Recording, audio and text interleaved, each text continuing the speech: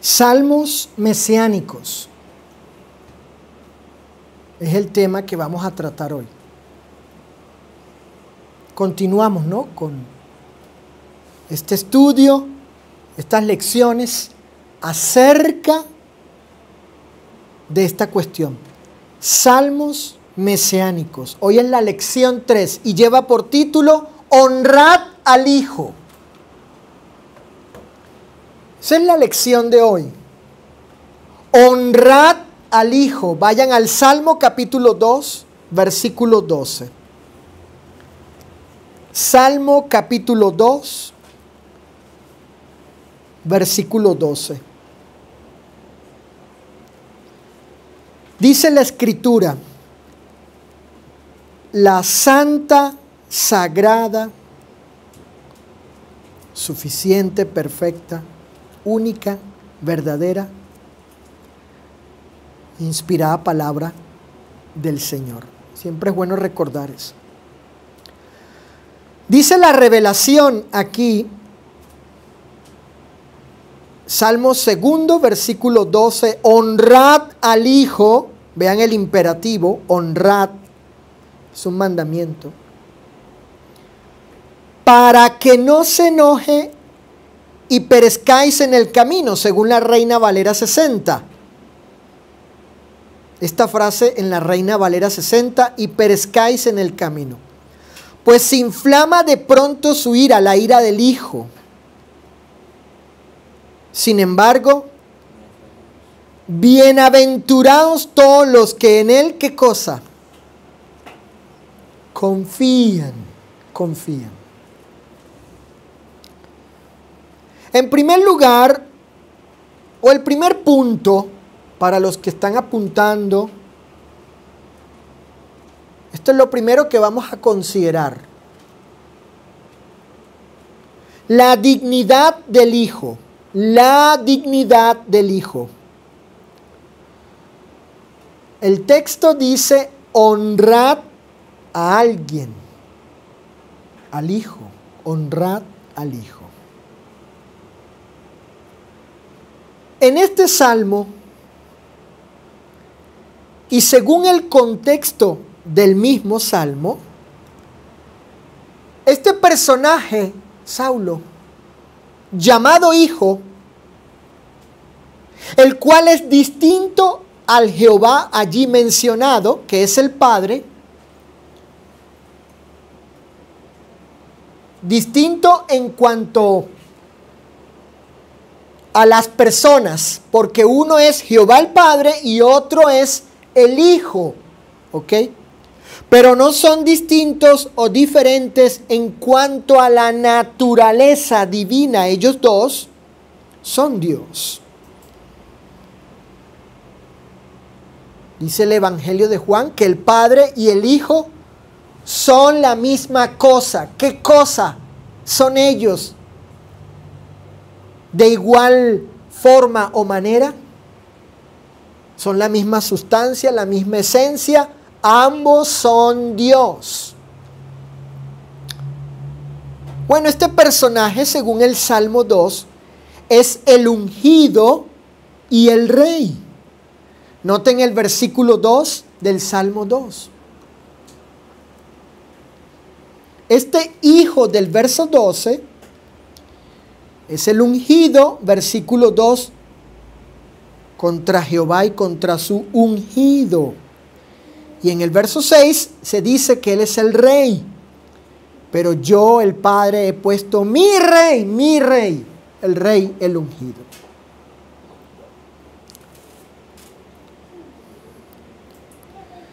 Dado que este personaje, llamado el Hijo, el ungido y el rey, posee estos honorables y excelsos títulos, estos eminentes, sublimes y elevados títulos,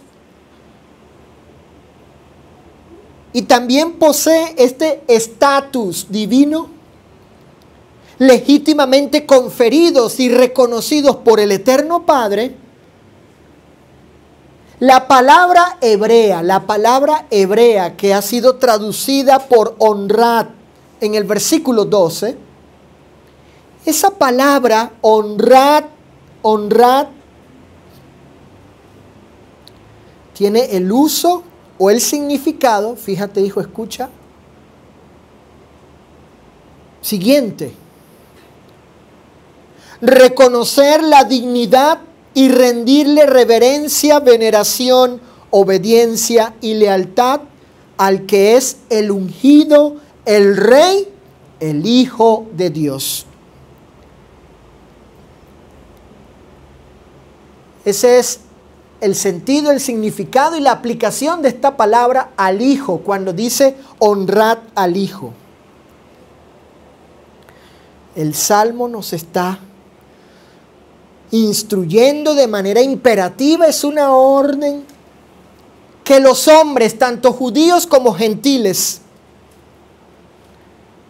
reconozcamos la dignidad de ese Hijo y por consiguiente le rindamos tributo a Él, le demos toda reverencia, toda veneración y además obediencia y lealtad, porque Él es digno de ello. Cristo como el Hijo, según los evangelios, según los apóstoles, según el testimonio del Nuevo Testamento, Él fue reivindicado. Él probó ser lo que decía ser y el Padre lo reivindicó por medio de la resurrección.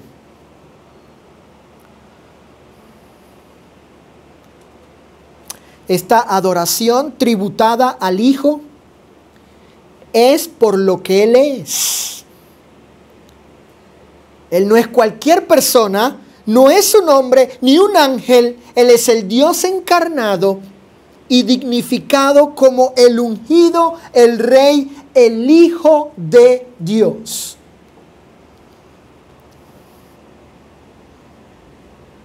Fíjense, si consideramos la versión de la Universidad de Navarra, del versículo 12, de esa frase, honrad al Hijo. Esta versión conocida como Navarra, de la Universidad Española de Navarra, esta versión vierte el pasaje de la siguiente forma. Escuchen, fíjate hija, apúntalo. Adoradle sin reservas.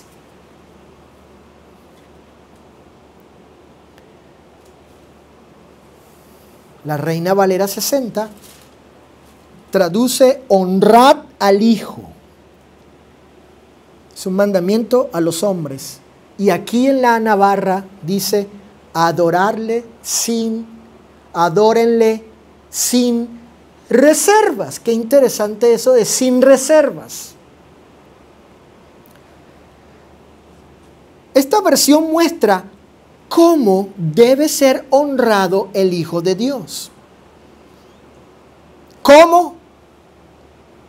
¿Cómo entendemos, según la Reina Valera 60, cómo entendemos esta honra? Bueno, la versión navarra nos muestra ese cómo, es decir, adorado sin reservas. Él debe ser adorado sin límites, sin discreción, sin desconfianza. Debe ser adorado como solo Dios puede ser adorado y es digno de ser adorado. Sin reservas, no dudando, ¿será que debo adorarle? ¿Será que debo yo rendirle adoración a este que era un hombre llamado Jesús? O sí, pero no en la forma como el Padre merece ser adorado. Sí, lo voy a honrar, pero no en la misma forma como debo honrar al Padre, ¿no? El mismo Padre es quien ordena esta adoración. Cuando el texto dice honrad al Hijo o adoradle sin reserva, o sin reservas, mejor dicho, esta ordenada adoración no la hace el escritor del Salmo, sino Jehová el Padre, según el contexto. Según el contexto, es Jehová el Padre quien está diciendo, adórenle, honrenle a el Hijo. El Padre mismo está mandando que los hombres reconozcan la divinidad del Hijo y le adoren a los hombres, porque en el contexto se habla de los hombres. Pero en la carta a los Hebreos, abran sus Biblias en la carta a los Hebreos capítulo 1, verso 6.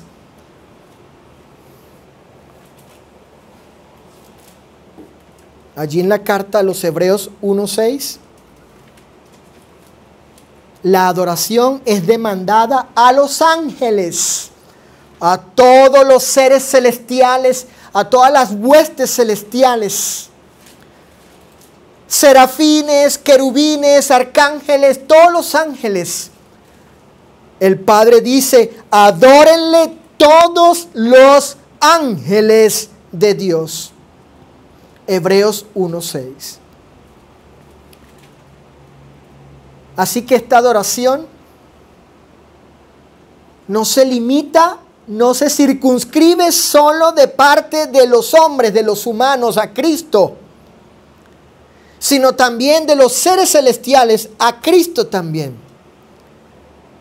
El libro de Apocalipsis nos revela eso, de la adoración celestial tributada al Cordero, que es Jesús, a Cristo, por parte de los redimidos y también de los seres celestiales.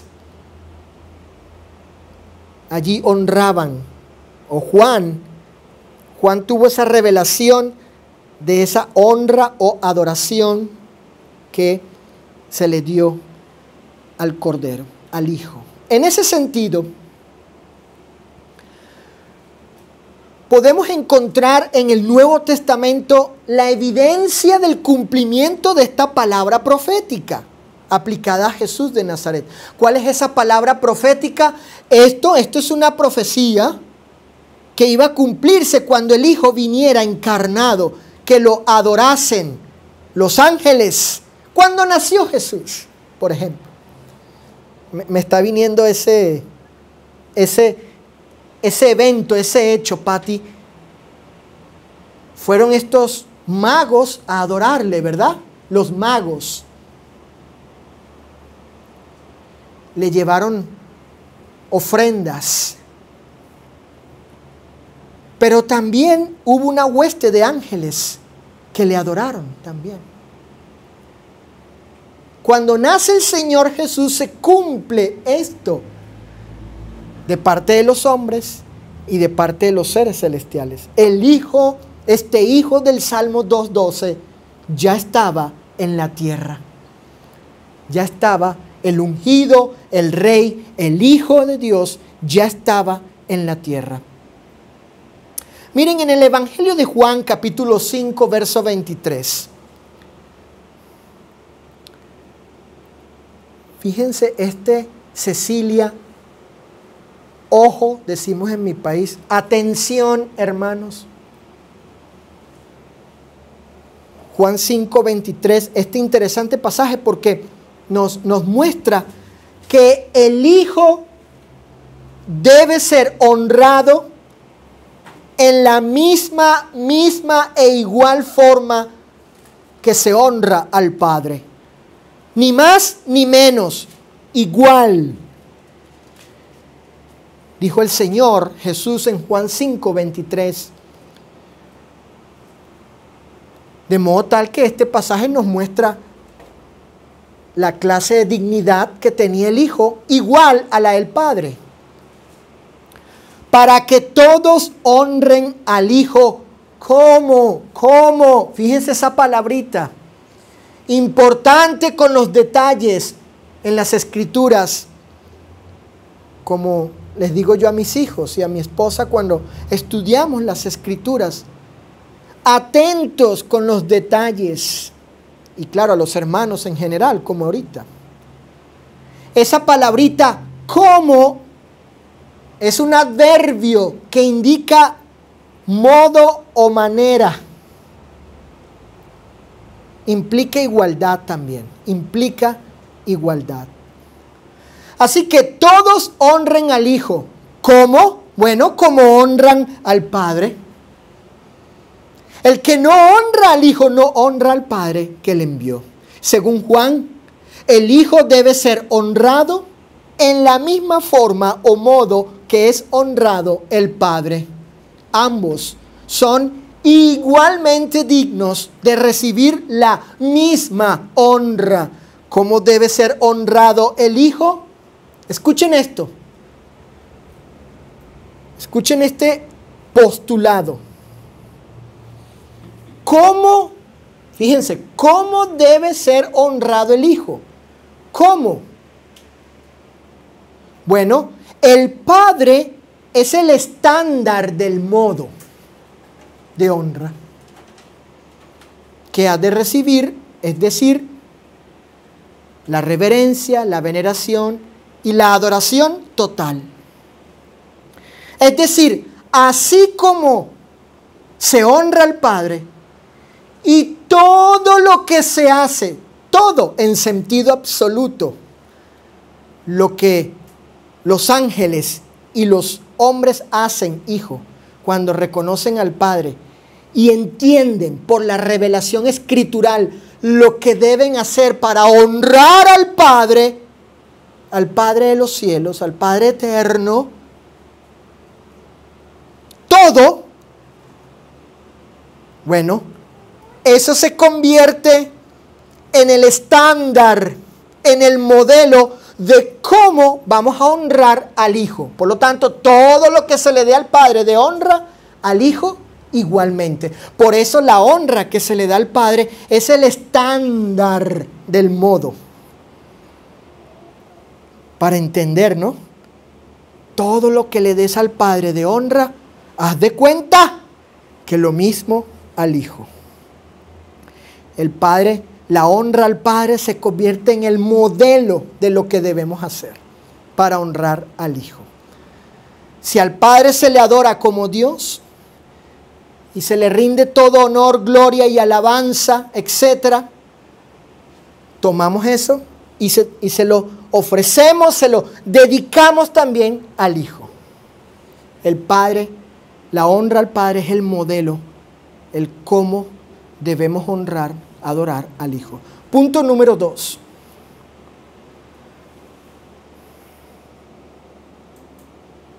Recuerden, salmos mesiánicos, estamos en el Salmo capítulo 2, verso 12. Punto número 2. La ira del Hijo, la ira del Hijo. En la versión Reina Valera 60, el pasaje dice: honrad al Hijo para que no se enoje y perezcáis en el camino, pues se inflama de pronto su ira. Perdón.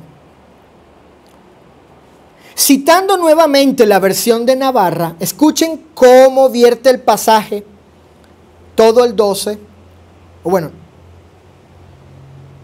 la mayoría del pasaje, pero todavía falta un pedacito más.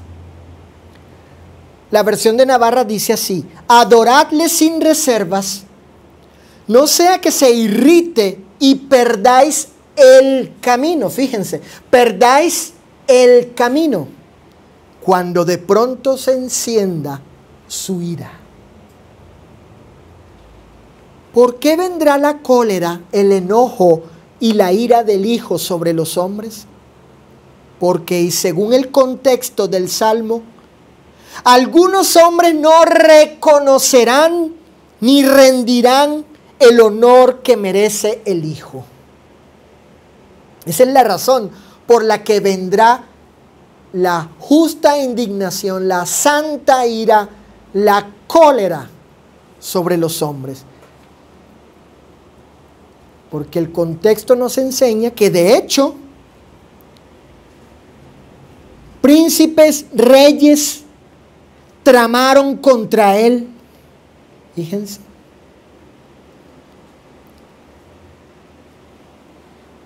Y vemos que se cumplió con Jesús la maldad de los judíos, de muchos de ellos, los fariseos, de Poncio, Pilato, Romano, Herodes, en fin, ¿verdad? Entonces el Salmo prevé, advierte, anticipa que los que no reconozcan ni le rindan el honor que merece el Hijo, sobre ellos vendrá la cólera de Dios. El Salmo describe el carácter justo y vindicativo del Hijo como juez de los hombres. Esto implica que la rebelión, la obstinación y la incredulidad por parte de los judíos y gentiles, al rechazar voluntariamente al Hijo y no darle el debido reconocimiento y el honor a su dignidad como el Rey Mesías, será juzgada y castigada por el furor y la ira del Hijo. Es una rebelión, una incredulidad, una contumacia, una necedad y terquedad, obstinación en rechazar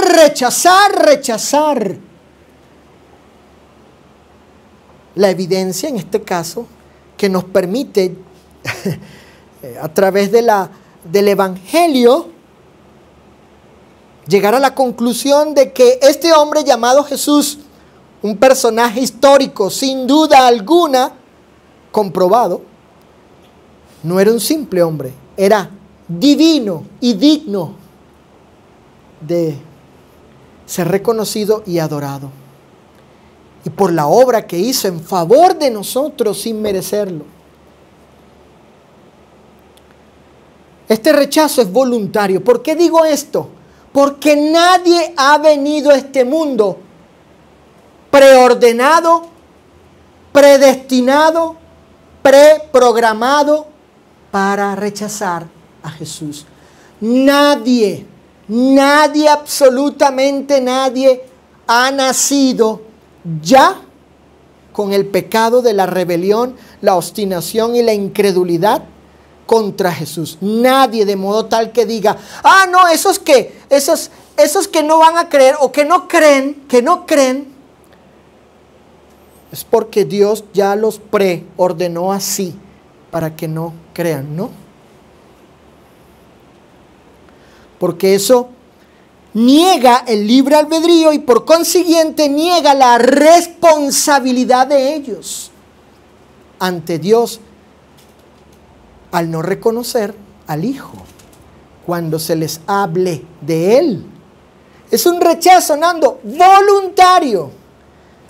Simple, la persona se niega a sí misma, elige ese camino de manera deliberada, intencional, dice, no quiero, punto, no quiero y punto.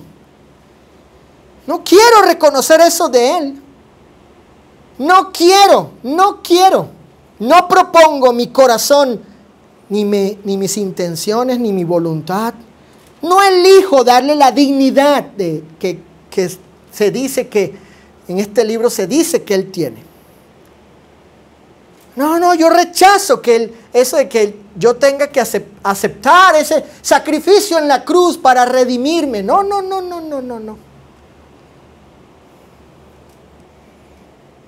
Y por lo tanto la persona pues no se somete, no se arrepiente, no se bautiza para el perdón de sus culpas, porque hay una obstinación en él. Es un rechazo voluntario. Sin embargo, el Salmo advierte y prevé que ese rechazo será juzgado sin reservas.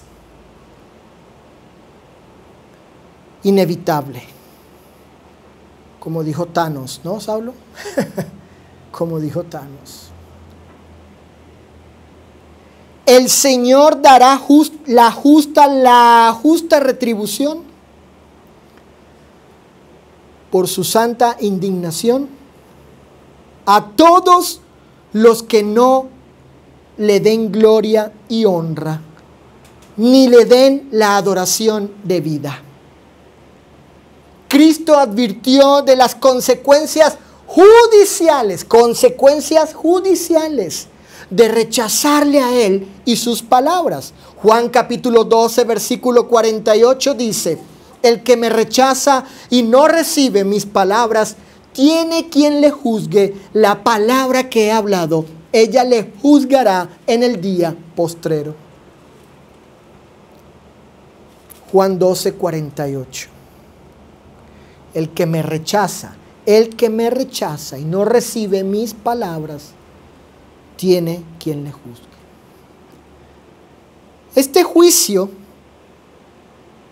es una expresión de su justa y santa ira por el rechazo a Él como el Cristo, el Salvador del mundo.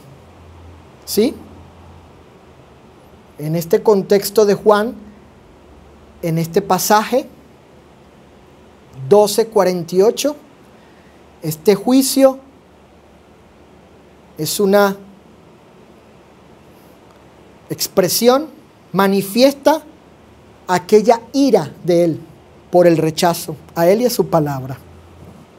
El rechazo de que Él es el Salvador del mundo, como enseña el versículo 47. Yo no he venido a este mundo, la primera venida, para condenar, pero vendrá para juzgar en su segunda venida.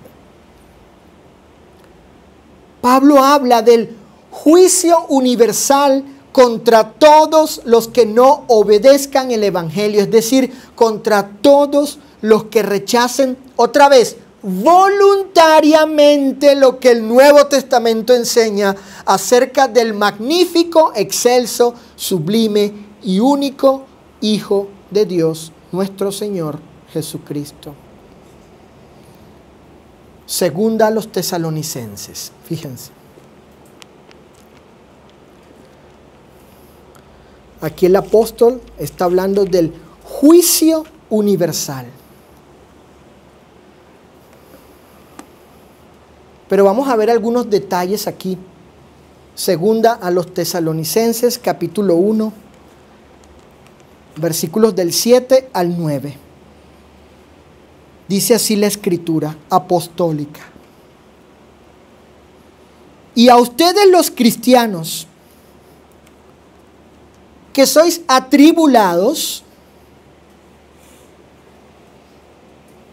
digamos por ser cristianos,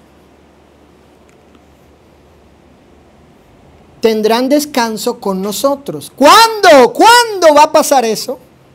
¿Cuándo vendrá ese reposo? Cuando se manifieste, ahí está. La palabra griega es se revele, la palabra griega apocalipsis. Ahí. El Señor Jesús, ¿desde dónde? Desde el cielo, con los ángeles de su poder. Ese es el cuándo. ¿Cuándo? ¿Cuándo vendrá ese reposo? En la manifestación del Señor. En llama de fuego, ¿para qué cosa viene el Señor en ese cuándo? ¿Para qué? Para dar retribución, para dar el salario, la paga, la pena, el castigo a los que no quisieron conocer a Dios. Es la idea aquí, que no quisieron ni obedecen, ¿qué cosa? El Evangelio de nuestro Señor Jesucristo. Los cuales, esta clase de gente, sufrirá, ¿qué cosa? Pena de eterna perdición, excluidos de la presencia del Señor y de la gloria de su poder.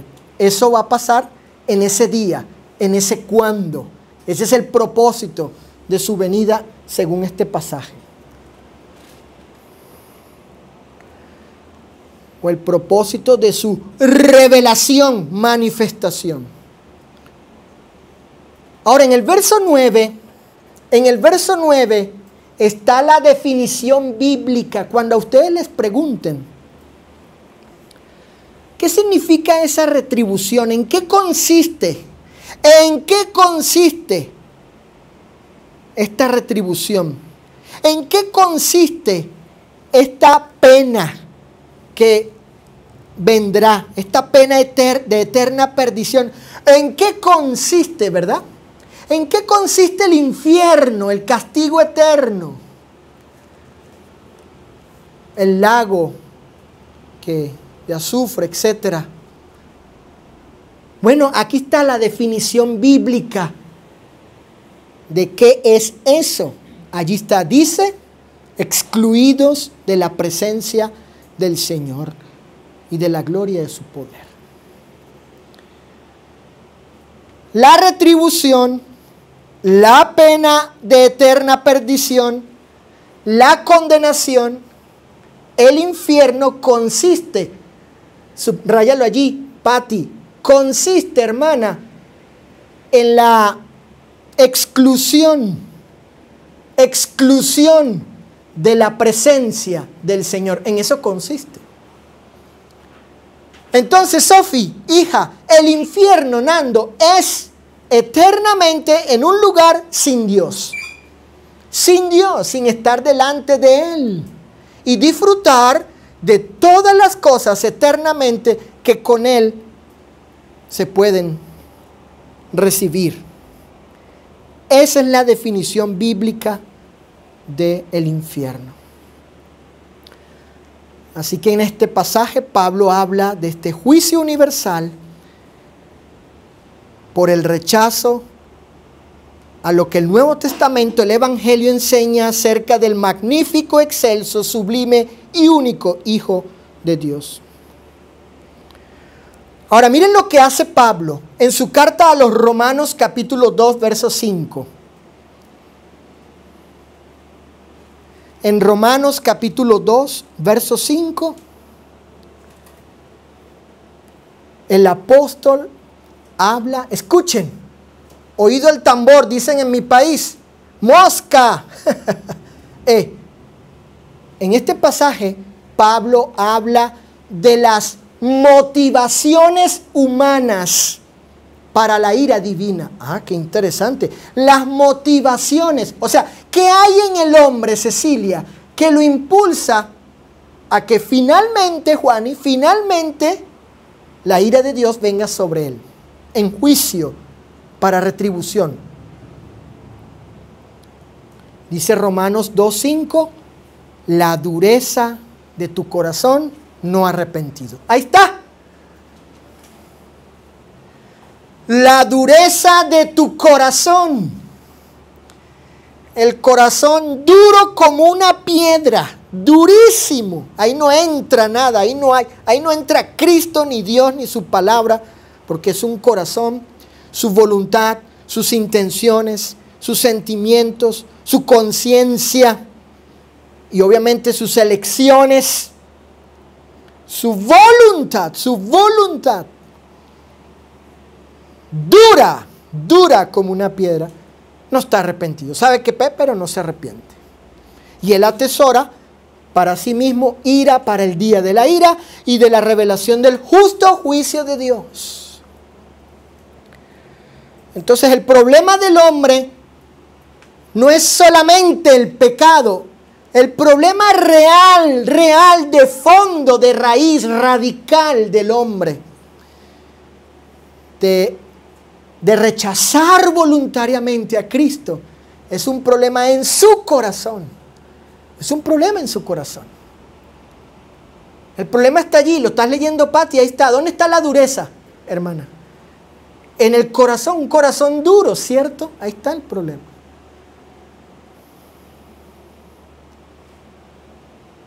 Duro para, escoge, no me arrepiento. Él sigue pecando y sigue deleitándose en su pecado. Duro para arrepentirse. Ah, pero ahí está la consecuencia. Atesora ira. Ira. Como dice el Salmo 2.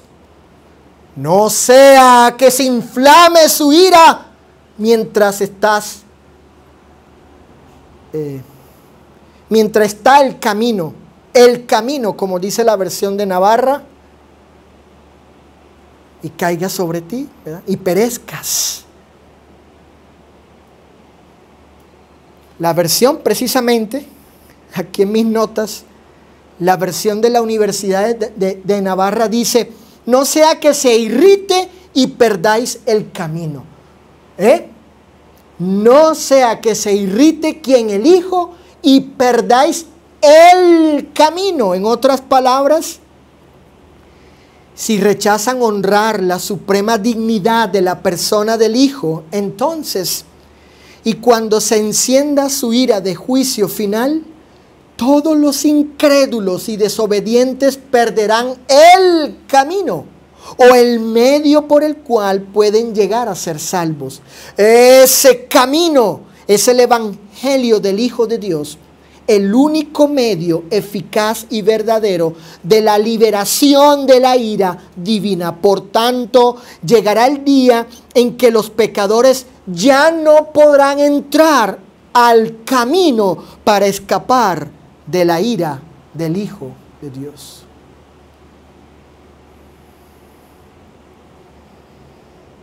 El que creyere, escucha Saulo, y fuere bautizado, será salvo. ¿De qué? Según este contexto, de la ira de Dios, de la condenación, la justa retribución, la pena de eterna perdición, es decir, de la exclusión eterna de la presencia del Señor, según Pablo, que será el pago que dará el Hijo, según su ira, a los pecadores.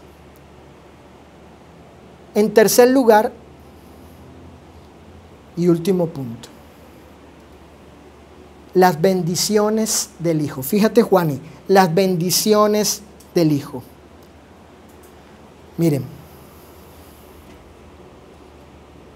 a pesar de que habrá hombres que no honrarán ni adorarán al Hijo, rechazando reconocer su majestuosa dignidad, habrá otros que, reconociendo la deidad del Hijo y su eminencia como el Rey Mesías, pondrán, Sofi, su confianza total. Pondrán su confianza, dice el Salmo capítulo 2, versículo 12, Reina Valera: bienaventurados todos los que en Él, en el Hijo, confían. No solo habrá hombre, no solo van a haber hombres que lo rechazarán, sino que habrán otros como nosotros que lo amarán y reconocerán su dignidad y su deidad, Hijo. Y hoy estamos aquí en esta asamblea adorándole, recordando la dignidad de la muerte del Hijo de Dios, la dignidad de su persona, su excelsa, majestuosa, eminente, suprema persona.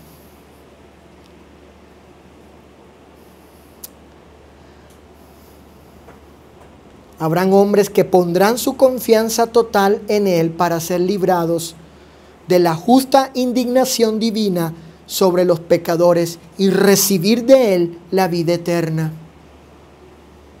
En el Evangelio de Juan, capítulo 3, versículo 36, en la Biblia de las Américas. Biblia de las Américas, Juan 3:36, dice: el que cree en el Hijo tiene tiempo presente, vida eterna. Fíjense este detalle, Fíjate, Cecilia. El que cree, es decir, el que obedece al Evangelio, es lo que implica. Cree poniendo su confianza y hace lo que Él manda. Cree en el Hijo. Tiene tiempo presente, vida eterna. Pero el que no obedece, noten, Biblia de las Américas, no obedece, porque es obedecerle. No decía el Salmo: honrad al Hijo, lo cual implica una sumisión al Rey para obedecerle.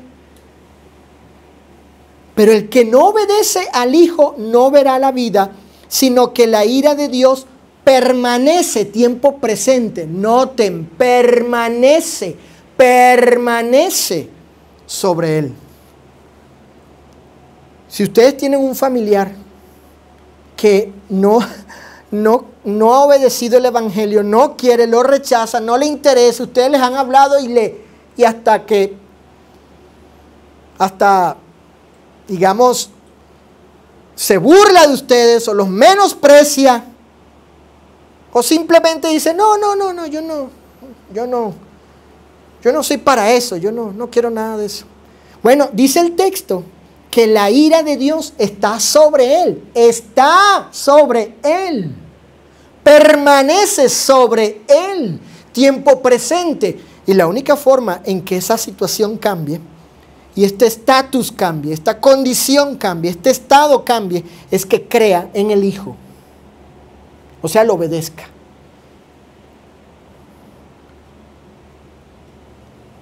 No saben ellos.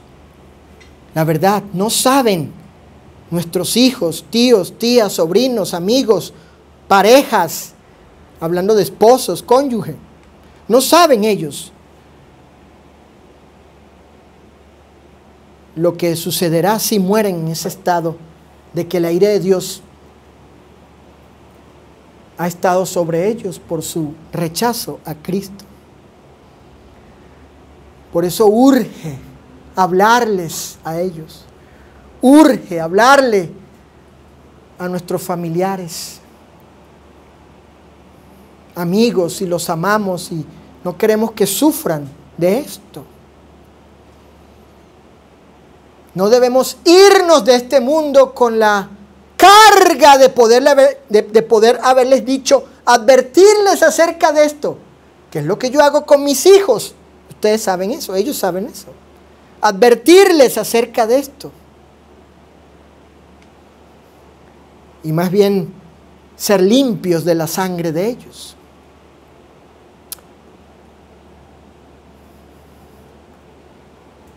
La bendición de la vida eterna viene por obedecer al Hijo. Las bendiciones, dice el Salmo 2:12, bienaventurados, benditos, dichosos, bendecidos todos los que en Él confían. Estas bendiciones son otorgadas por el Hijo y comienzan, fíjense, en el hombre cuando por medio de poner fe y confianza en el sacrificio redentor de Cristo y por obedecer el plan de salvación, ¿qué hace Dios?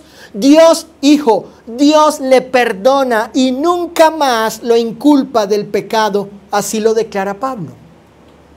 Romanos capítulo 4, versos 7 y 8. Esta bienaventuranza, esta dicha, qué felicidad no tener deudas con el Creador y el gran juez.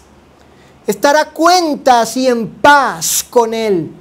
No hay otra cosa, hija mía, que te pueda hacer más feliz y plena en esta vida, más dichosa, bienaventurada, en lo cual te pueda dar verdadera alegría y regocijo. ¿Sabes cuál? Esta bienaventuranza, ¿sabes cuál? Que no tengamos deuda de pecado ante Dios. Noten allí, dice Pablo en Romanos 4, 7, 8, bienaventurados aquellos quienes cuyas iniquidades son perdonadas y cuyos pecados son cubiertos. Bienaventurado ¿quién? ¿Quién, hijo? Tú que eres varón. Bienaventurado el varón a quien el Señor no inculpa de pecado.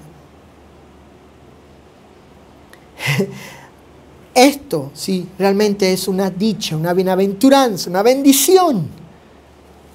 Y la otorga el Hijo. Bienaventurados, dice el Salmo, bienaventurados todos los que en Él confían. En este sentido, de que por medio de Él, tú y yo podemos alcanzar perdón de pecado. Por tanto, todo aquel que cree y confía en la obra expiatoria del Hijo de Dios, no sufrirá de la ira divina, sino que será salvo de ella. Dice el apóstol Pablo en Romanos 5:9, Romanos 5:9, pues mucho más estando ya justificados en su sangre, perdonados, declarados justos, sin culpa de los pecados pasados, Por él seremos salvos de qué cosa, Anita. ¿Qué dice el texto? ¿Salvos de qué, Pati? ¿Qué dice el texto? Salvos de la, Juani, ira. Dice allí. Ahí está. Para ser salvo, hijo mío, de la ira divina, la cual es justa, ojo, la cual es justa, porque la ira de Dios es su cólera para dar retribución, la paga que merecen los pecadores, los malos. No es una ira carnal o una ira donde él simplemente quiere complacerse porque tiene deleite de hacernos sufrir porque a él le place. No es ese deleite indolente, injusto y perverso. No. Estando ya, noten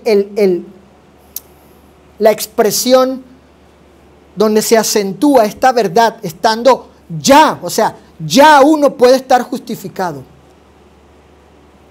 sin culpa, para ser salvos de la ira.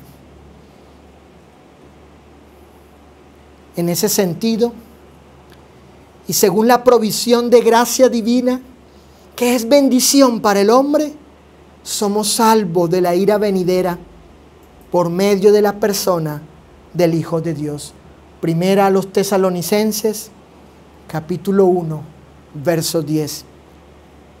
Dijo el santo apóstol, primera a los Tesalonicenses 1:10, y esperar de los cielos, ¿a quién? A su Hijo, al cual resucitó de los muertos, a Jesús, quien nos libra tiempo presente. Ahora está haciendo eso. ¿Nos libra de qué cosa? De la ira venidera. Ahí está, redención, liberación. Nos liberta de ese juicio eminente sobre los hombres. Nos libra a tiempo presente. Ya justificado, nos libra de la ira. Por él somos salvos de la ira y seremos. Conclusión de la tercera lección.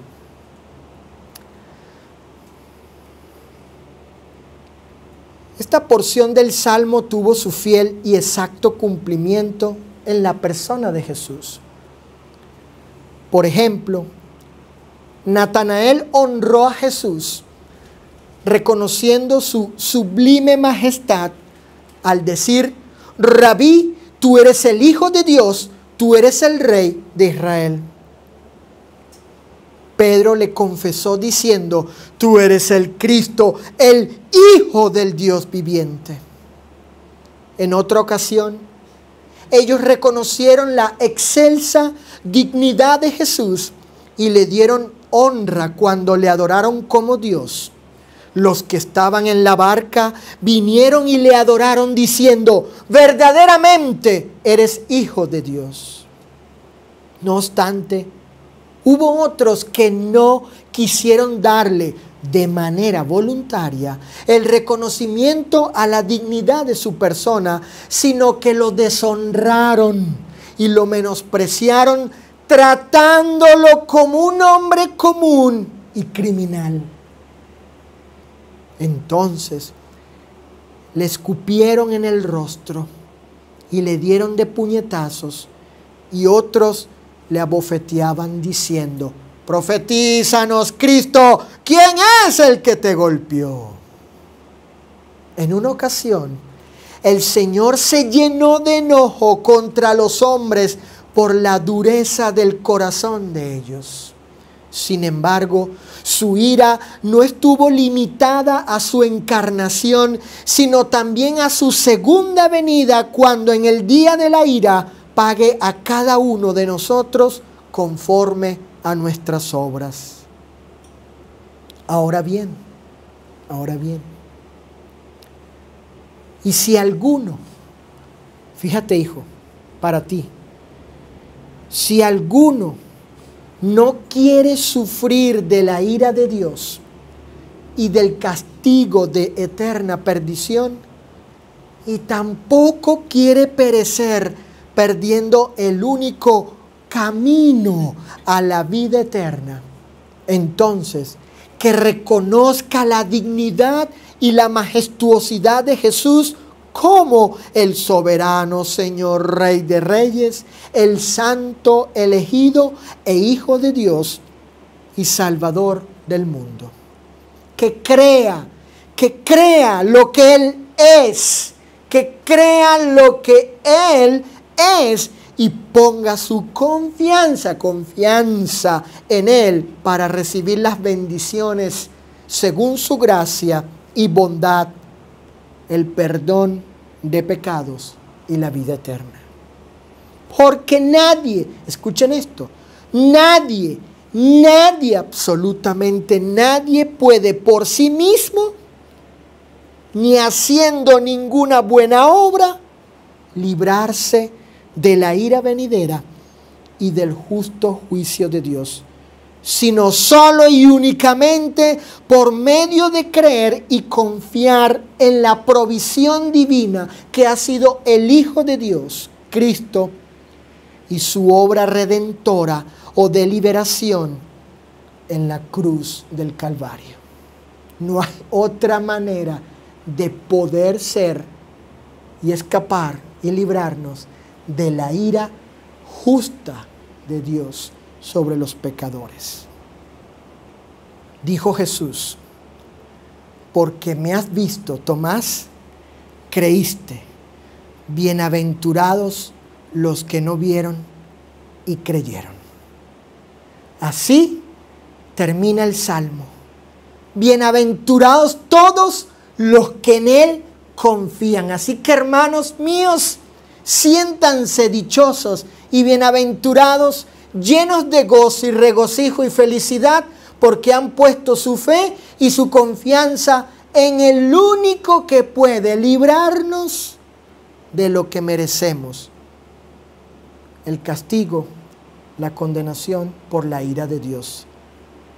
Bienaventurados los que no vieron, dijo el Señor, y creyeron, y confiaron, y obedecieron al Hijo para vida eterna.